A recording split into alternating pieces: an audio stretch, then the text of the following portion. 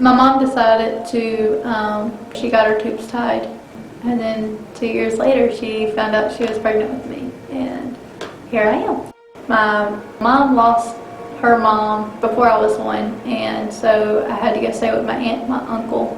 I stayed there until I was 4 years old, and my uncle had passed away, and my aunt went to prison, so I ended up having to go back to my mom's house until the funeral. Due to circumstances beyond their control, 6-year-old Brittany and her brother went to live with their biological father, who neither of them had ever met. He made us unload the trailer and unpack everything. So I unpacked all the stuff, and my brother was told to go outside and play football with the neighbors and go make new friends. And as I was unpacking the bags and stuff for a while, I was hungry and got thirsty, so I went into the kitchen and asked my dad if there was anything to eat or drink. He said, "I'm sorry, kid, I'm not used to having kids around. All that's here is beer and water," and the water was getting cleaned at the time, so I didn't want any of that. So I drank my first beer, and then he said, "Hey, do you want to know what the purpose of a woman is?" And I said yes, I was going to grow up one day. He said, "Okay, here, smoke this," and he gave me his cigarette, so I smoked a cigarette while he went and locked the door. He asked me to come into the bedroom, and he proceeded to molest and rape me, and when he was done, he told me to go clean up and get ready to cook and clean and learn more. I didn't want to learn anymore. The sexual abuse was repeated daily over the next 6 years. He said that if I told a single soul, he would kill my mom and the rest of my family on my mama's side. And I didn't want that to happen, so I kept it to myself.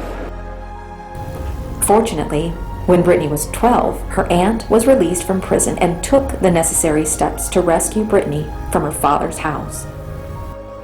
I stayed with the drugs and the alcohol and cigarettes, and I was still sleeping with guys on the side.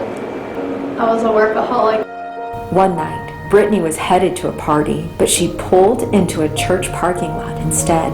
And so I finished my cigarette and I went in, and whenever I came into the church building, I just felt an overwhelming presence. That night, Brittany responded to the Holy Spirit and went to the altar and surrendered her life to God. I just really wanted God to intervene in my life and change the lifestyle that I was living to glorify Him. After the service, Brittany met a friend and 2 others who happened to be at the church that night.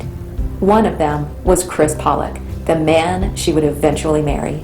So one day, me and Chris were talking on the phone, and we decided that we were going to study the scriptures together, and we were reading about forgiveness, and I realized that I had to forgive people in my life in order for Christ to forgive me, and that's what made me call my real dad and forgive my father.